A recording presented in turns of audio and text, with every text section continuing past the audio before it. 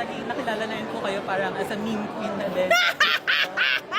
So, ano pong reaction niyo din? Ewan ko, but well, I love social media and it's a chance for me to be me.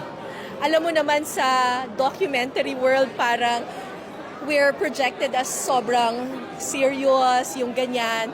And I still have that serious side of me, but I also have my quirky side.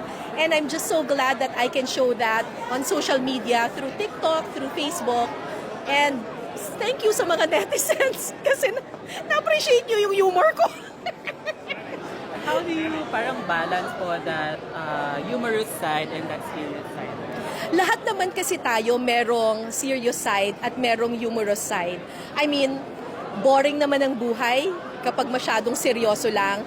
At parang walang saysay naman ang buhay kung tawa-tawa lang lahat. So, it has to be a healthy mix of the two. How do I balance it? I just be myself. Just be yourself.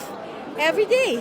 'Di ba? Sa lahat ng coverage mo, mas authentic, mas natural, mas tumatatak sa puso. Miss Cara, ano pa rin yung body of work ng journalist? Okay. Well, I always tell my students, because I'm a journalism professor, I mean, I teach journalism in the University of the Philippines, and I always tell my students, you are not the story, you are just the storyteller.